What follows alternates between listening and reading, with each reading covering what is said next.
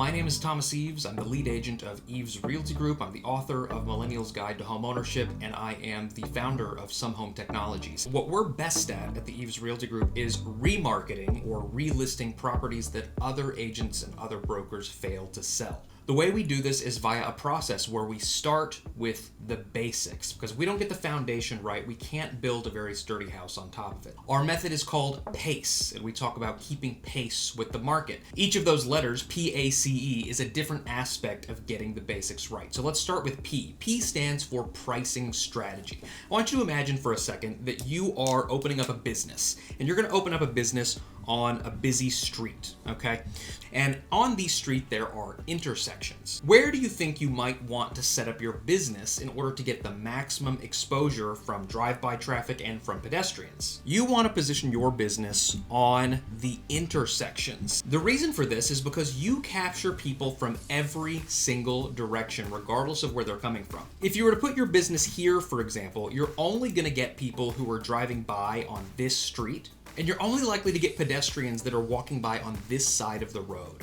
Roughly 4 in 5 real estate listings that we see come off the market suffer from something like this. Now watch this, because this is where the magic happens. We're going to pretend that each block of the street here is a different pricing bracket, okay? So there's 400,000, there's the 500,000 block, and then over here, this is the $600,000 block. Now there are buyers who are patronizing businesses in the $400,000 block, and there are buyers who are patronizing the $500,000 block, and there are also buyers who are patronizing the $600,000 block. The gift of being one of these businesses on the intersections is that buyers can see your business across the street and come and purchase from you as well. This is exactly how real estate pricing strategy works. Go and visit your favorite third-party real estate search website, Zillow, Realtor.com, Redfin, Homes.com, etc. And notice that all of those websites have a navigation bar where you can search for real estate. And one of the first things it asks you for is your pricing bracket. It asks you to select a minimum and maximum price. But it doesn't really want you to type a price. It really wants you to click or to drag a slider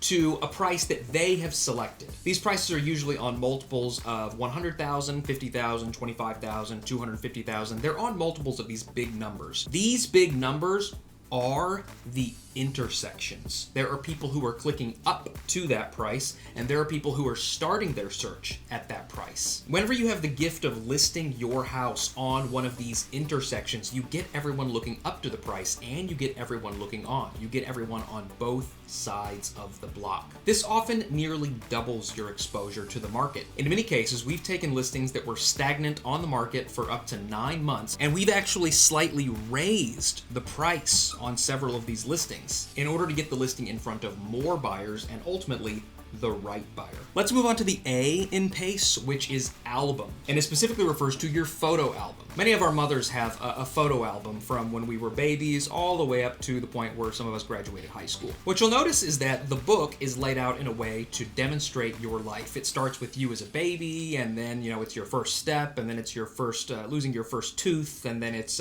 you graduating from elementary school. It tells the story of your life. Moms have a very specific intuition about how this is supposed to work, and yet most real estate agents use none of that intuition whenever they list real estate. Whenever I look at real estate listings that have come off the market, I often see a picture of the front of the house, followed by a picture of the front of the house, followed by a third picture of the front of the house, and a fourth picture of maybe the front of the house. Just imagine that somebody sits down and shows you their photo album, and the photo album is of you as a baby, and the second photo is a photo of you as a baby, and the third page shows a photo of you as a baby, the fourth photo is a photo of you as a baby, and they close up the book. Well, it just doesn't really make any sense. Here's what we know about buyers. Their attention span is extraordinarily low. They're only looking at 3 to 4 photos of a listing before they decide whether or not they're interested enough to keep looking. What we also know is that kitchens and bathrooms are the 2 rooms that sell houses. So if we want to tell the story of this house and tell the story of this house's life, we probably need to start by showing them the front of the house and then the kitchen and the master bathroom in most cases. And there are exceptions. There are some houses that have pools.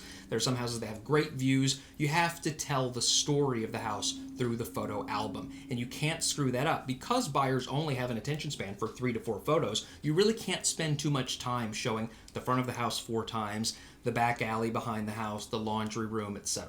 Let's move on to the C in PACE, which is copy. If I were to draw just a cross-section of the brain, I'm going to put a nose here just to orient us. What you're going to notice is that there's actually right here at the front of the brain, there's something called the neocortex. And the neocortex is where we think about logical things like math and formulas. It's the very hyper-logical part of the brain. And then right here in the middle of the brain, we have something called the limbic system.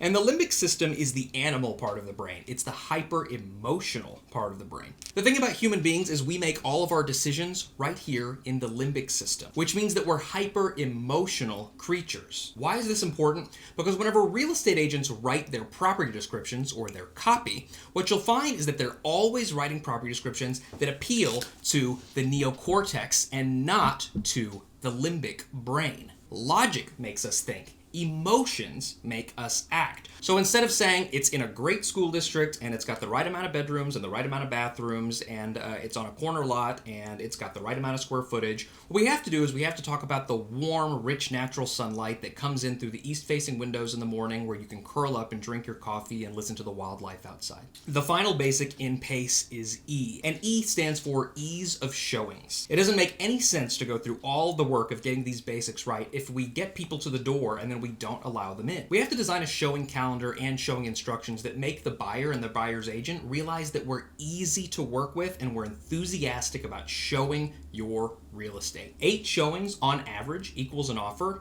So let's say you've listed your property in the past and you got 8+ showings, but you didn't get an offer. That is a condition issue. What that means is that people are showing up to see something and they don't see what they expected to see. If you've been on the market for 3 months, 6 months, 9 months, a year, etc., and you haven't had 8 showings, that's a marketing issue, and that's what we're fixing right here. That is how you can keep pace with the market.